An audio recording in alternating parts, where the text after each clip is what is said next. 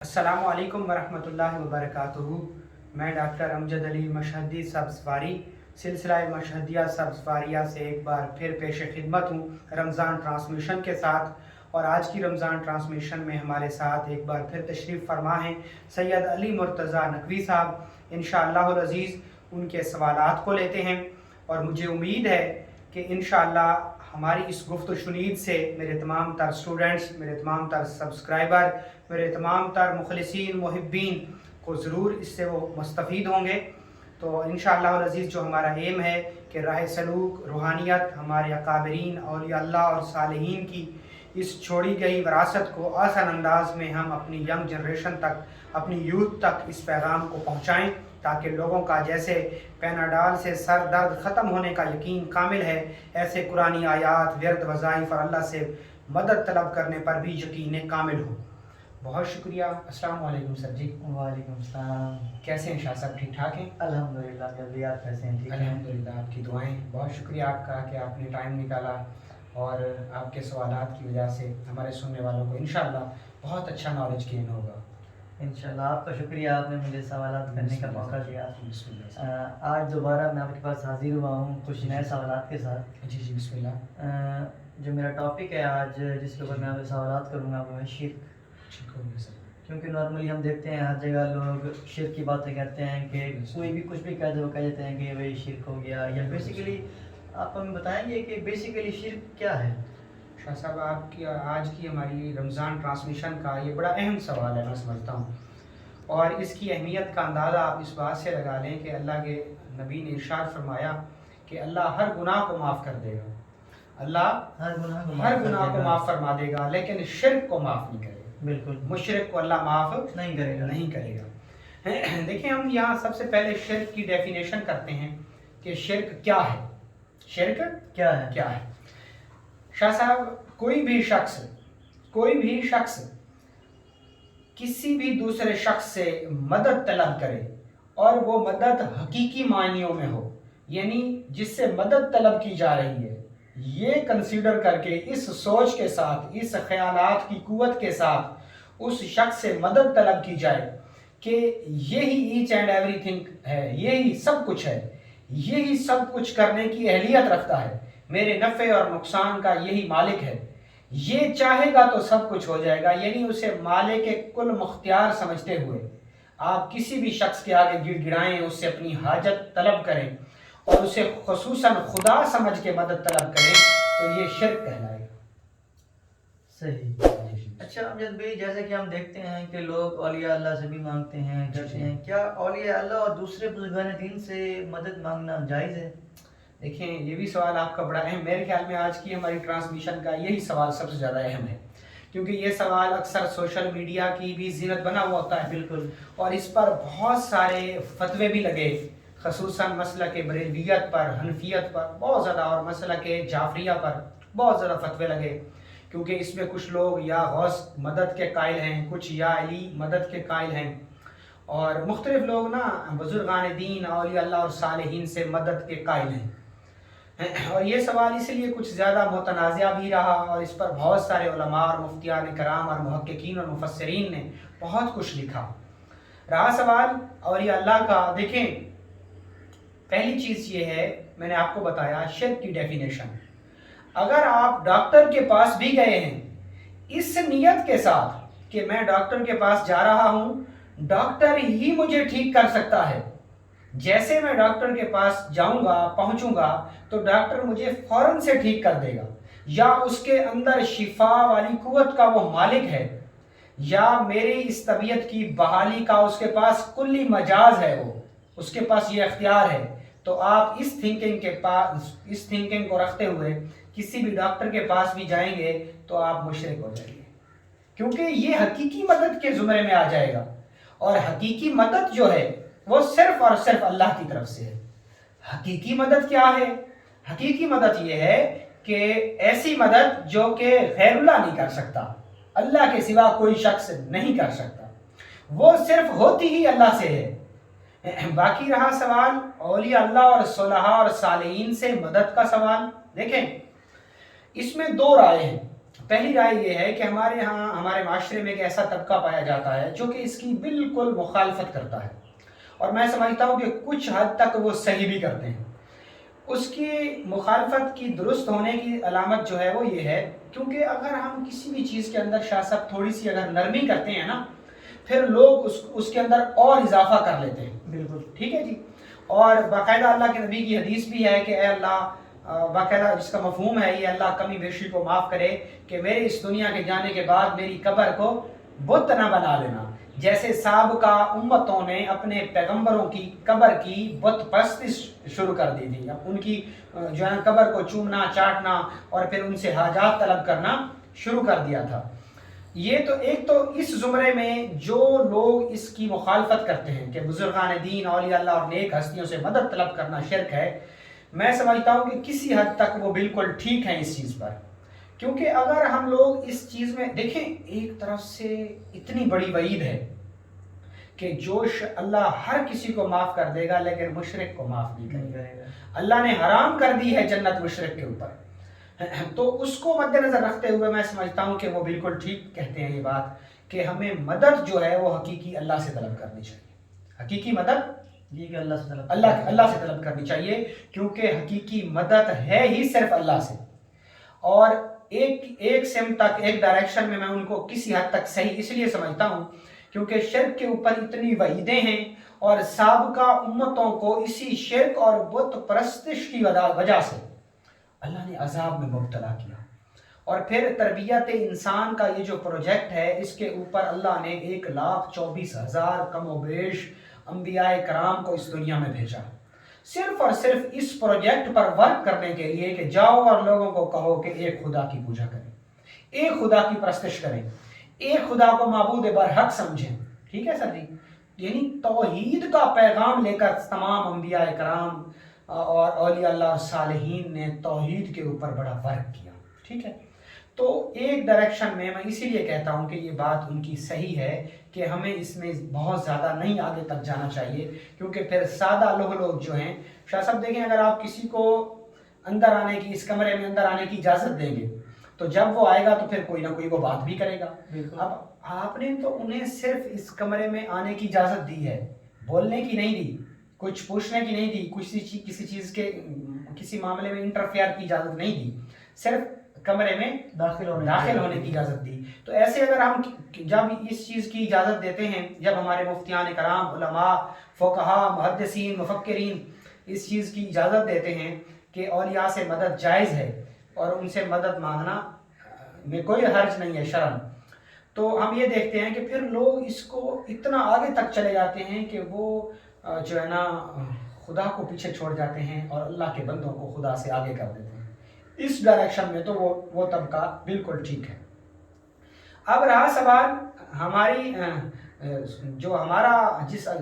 میرا جماعت اہل سنت کا ذاتی عقیدہ ہے، اس کے تناظر میں جب ہم دیکھتے ہیں تو امام احمد رضا خان بریلوی رحمۃ اللہ تعالی علیہ نے فرمایا کہ صاحب قبر سے انہوں نے باقاعدہ کچھ فاصلہ بھی لکھا کہ اتنے فٹ دور رہو اور وہاں پر ٹھہر کر فاتحہ پیش کرو، اور فاتحہ پیش کر کے اس کی نیکیوں سے، اس کے نیک اعمال کے وسیلے اور جلیلے سے اللہ سے اس کی رحمت کا سوال کرو، اللہ سے اپنی بخشش کا سوال کرو، اللہ سے اپنی حاجات کا سوال کرو۔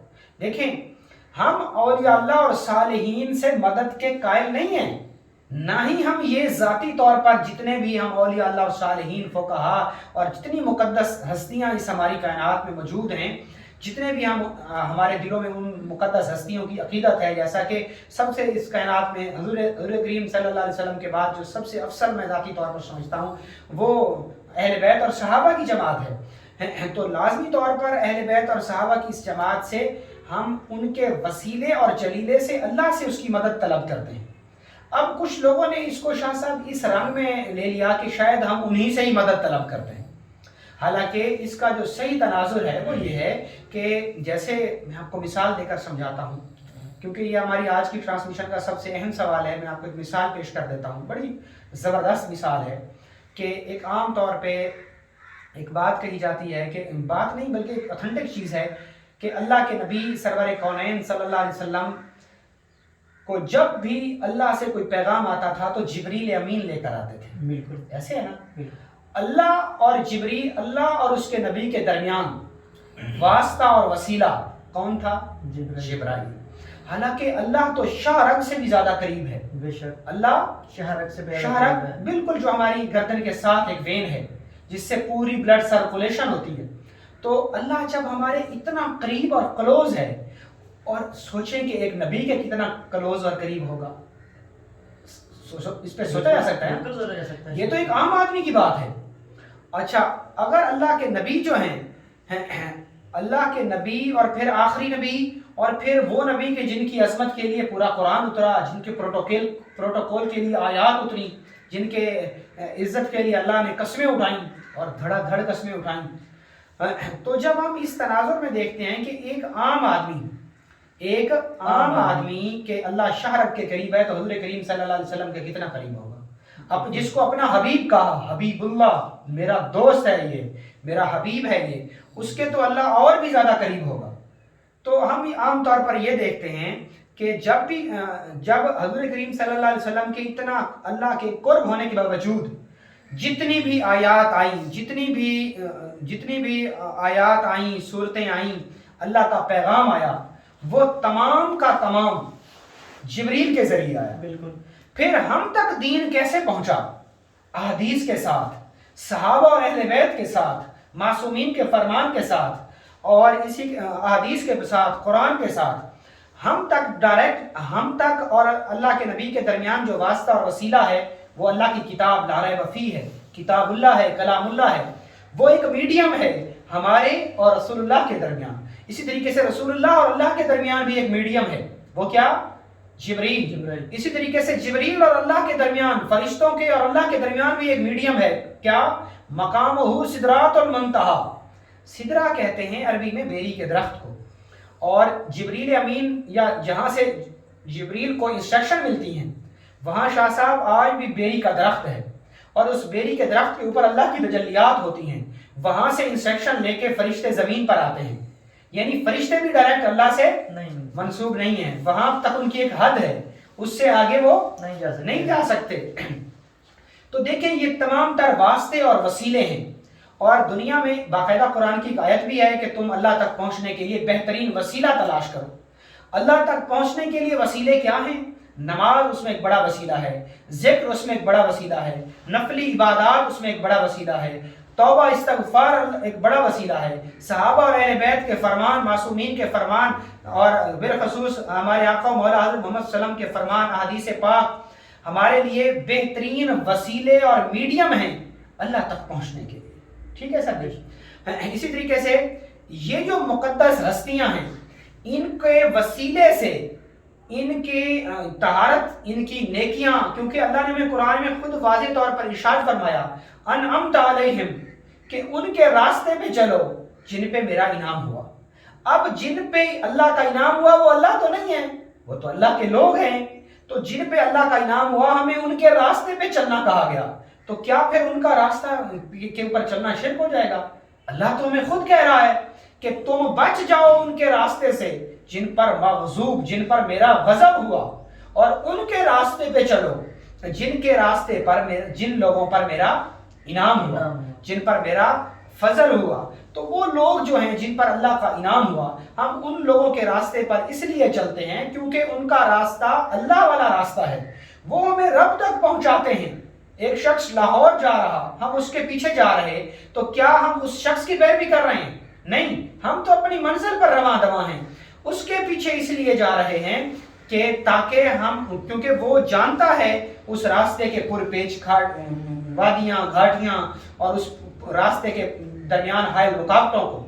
تو ہم ائمہ کرام کی جو پیروی کرتے ہیں، معصومین کی جو پیروی کرتے ہیں، اہل بیت کے فرمان، حضور کریم صلی اللہ علیہ وسلم اور صحابہ کے فرامین کی جو پیروی کرتے ہیں، وہ انہیں خدا سمجھ کے نہیں کرتے، اور نہ ہی ان سے جب ہم مدد طلب کرتے ہیں تو ہم ان سے کوئی مدد طلب نہیں کرتے، ہم اللہ سے مدد طلب کرتے ہیں، صرف ان کی عظمت اور عزت کا وسیلہ پیش کرتے. اور ہمارا اس چیز پر یقین اور بلیو ہے کہ حقیقی مدد اللہ ہی کی طرف سے ہے. باقی آپ اس میں نے بار بار سوال کیا، بتایا آپ کو حقیقی مدد ایک آخری بات کر کے آپ کے سوال کو نمٹاتا ہوں کہ کیا مجازی مدد بھی ہے؟ تو بالکل مجازی مدد بھی ہے. وہ کیا کہ آپ اور میں آپس میں بات کر رہے ہیں تو آپ کی اور میری بات کو موبائل ریکارڈ کر رہا ہے. ٹھیک ہے، تو یہ دیکھیں موبائل ہماری مجازی مدد کر رہا ہے، لوگوں تک ہمارا بات پہنچا رہا ہے. یہ نیٹ ورک ہماری مدد کر رہا ہے. اس کیمرے کے پیچھے بیٹھے احمد بھائی ہماری ہیلپ کر رہے ہیں، مدد کر رہے ہیں. ٹھیک ہے، تو یہ کیا ہے؟ مجازی مدد ہے. چھوٹا بچہ رو رہا ہے دودھ کے لیے، تو کیا بچہ اللہ سے کہے گا کہ اے اللہ آ اور میری مدد کر؟ وہ تو رب کے تصور کو بھی نہیں جانتا ابھی تک، وہ تو چھوٹا ہے. کیوں ماں کو رب کہا گیا؟ کیوں اللہ کو رب الارباب کہا گیا کہ میں ربوں کا بھی رب ہوں؟ کیونکہ رب کہتے ہیں پالنے والے کو. بچے کے لیے، چھوٹے بچے کے لیے اس کی ماں رب ہے، لیکن یہ رب وہ رب اللہ والا رب نہیں. اس رب کا میننگ ہے پالنا. تو میں بیٹھا ہوں، اچانک اللہ نہ کرے مجھے سر میں درد ہو جاتا ہے، ہم ڈاکٹر کے پاس جاتے ہیں، ڈاکٹر ہمارا فرسٹ ایڈ کرتا ہے، ہمارا ٹریٹمنٹ کرتا ہے. تو کیا ہم ڈاکٹر کو سے مدد مانگ رہے ہیں پھر یہ شرک ہو جائے گا؟ نہیں. ہم اس سے مجازی مدد مانگ رہے ہیں، ہم اس سے دنیاوی مدد مانگ رہے ہیں. اور دنیاوی مدد کے لیے انسان کو انسان کے لیے پیدا کیا گیا اور باقاعدہ طور پر ایک دوسرے کی مدد کرنے پر اجر و ثواب رکھا گیا، باقاعدہ طور پر کہ جس نے کسی شخص کو مہلت دی اللہ اس کو مہلت دے گا. ٹھیک ہے، تو یہ مجازی مدد ہے جو دنیاوی طور پر ایک شخص دوسرے شخص کی کرتا ہے. یہ شرعاً حلال اور جائز ہے. صحابہ نے، حضور نے صحابہ سے مدد مانگی مختلف جنگی آلات میں، چندے کے طور پر، عوامی قوت کے زور پر. بہت ساری ایسی حدیث ہیں، واقعات ہیں. تو صحابہ نے بھی ایک دوسرے کی مدد کی اور دوسرے کی مدد مانگی. صحابہ جنگ میں ایک دوسرے کی مدد کرتے تھے، انہیں پانی پلاتے تھے، زخمیوں کو ان کی پٹی کرتے تھے. تو یہ بھی ایک طرح کی مدد ہی ہے. تو اس کو ہم شرک کے زمرے میں لیں گے. ہر وہ شخص، ہر وہ مدد شرک میں آئے گی جب آپ کسی مدد لینے والے کو اللہ سمجھ کے، رب سمجھ کے اس سے مدد مانگیں. کوئی بھی بے وقوف شخص پیناڈال کھاتے ہوئے یہ نہیں سوچتا کہ یہ پیناڈال خدا ہے. بالکل. تو لہٰذا ہمیں چاہیے کہ ہم چھوٹی چھوٹی چیزوں پر کفر اور شرک کے فتوے نہ لگائیں. لازمی طور پر ہم اس چیز کے قائل ہیں کہ حقیقی مدد اللہ ہی کی طرف سے ہے اور بے شک اللہ ہر گناہ کو معاف کرے گا لیکن شرک کو معاف نہیں کرے گا. لیکن مجازی مدد کی شریعت میں اور ہماری اس دنیا میں انسان کی مدد کرنے کے لیے اللہ نے کچھ چیزوں کی گنجائش رکھی ہے اور وہ مجازی مدد ہے. ہم اس میں مدد دینے والے کو خدا سمجھتے ہی نہیں ہیں. بالکل صحیح بات ہے. جی جی. تو یہ میں نے آپ کو اس طرح میں بہت لمبی بات کی. میں آپ سے معذرت چاہتا ہوں کہ اولیاء اللہ اور صالحین سے ہم کوئی مدد نہیں طلب کرتے. جو شخص، جو لوگ درباروں کے گرد طواف کر رہے ہیں، چوم رہے ہیں، چاٹ رہے ہیں، سجدے کر رہے ہیں، یہ بالکل حرام ہے اور ہم اس کی نفی کرتے ہیں. صحیح. اچھا امجد بھی، ہم دیکھتے ہیں کہ لوگ تعویذات لیتے ہیں، دم درود کرتے ہیں، جس میں بیسیکلی قرآنی آیات کا استعمال کیا جاتا ہے. کیا قرآنی اعمال سے شفا طلب کرنا بھی شرک ہے؟ ہاں، آپ کا یہ سوال بھی بڑا اہم ہے. اس پہ بھی لوگوں نے، شاہ صاحب، بڑی کتابیں لکھی ہیں. بالکل. اور اکثر مہینے میں ایک آدھ ایسا میں کامنٹ خود بھی پڑھتا ہوں کہ آپ لوگوں میں شرک بانٹ رہے ہیں، آپ لوگوں کو شرک پہ لگا رہے ہیں. میں کہتا ہوں دیکھیں، یہ ہمارے اکابرین، اولیاء اللہ اور صالحین، صحابہ اور اہل بیت سے مرغوب ہے. رقیہ، دم، جھاڑ اللہ کے نبی نے خود کیا. رسول نے، جبریل نے حضور کو خود دم کرنے کا طریقہ بتایا، چاروں کل سے، سورہ فاتحہ سے.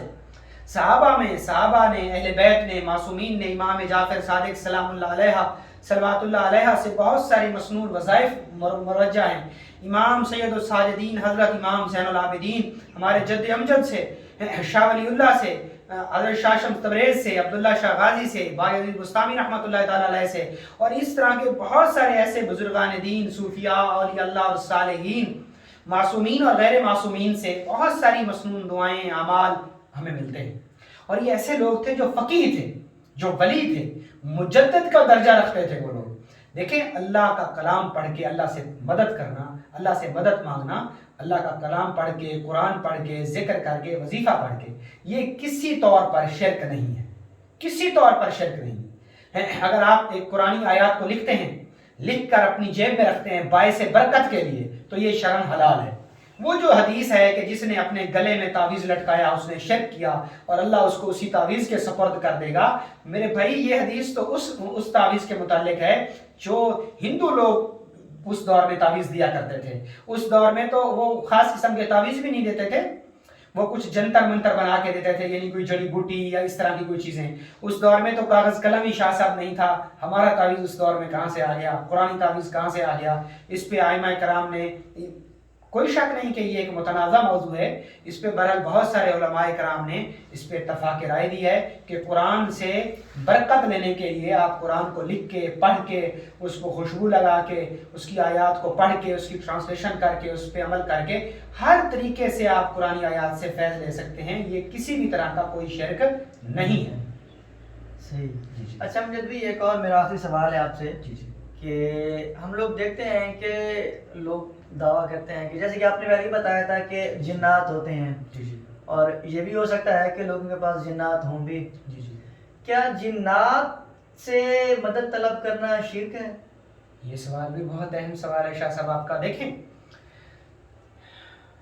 یہاں پہ میں آپ کو ایک بڑی اہم اور دلچسپ چیز بتاتا ہوں کہ ہم جب اللہ کے نبی حضرت سلیمان علیہ السلام کی زندگی دیکھتے ہیں کہ اللہ نے ان کو ایسی حکومت عطا کی کہ جو ان سے پہلے کسی کو نہیں عطا ہوئی، اور اس میں جنات پر حکومت شامل تھی. ہم دیکھتے ہیں کہ ہیکل سلیمانی حضرت سلیمان نے جنات سے بنوایا، کہ اس میں کوئی شک نہیں شاہ صاحب، آج بھی وہ عمارت ہے.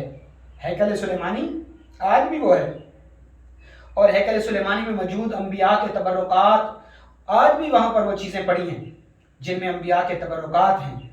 اور ہیکل سلیمانی کو جنات نے ہی بنایا تھا. اس کے علاوہ حضرت سلیمان نے وہ کنویں بھی دریافت ہوئے کہ آپ نے 300 کنویں جنات سے کھدوائے. دیکھیں نا، اس دور میں تو کوئی ایسی ٹیکنالوجی نہیں تھی کہ کسی چیز کو ہزاروں من پتھر کیسے اٹھا کے اتنی جگہ پر رکھے گئے.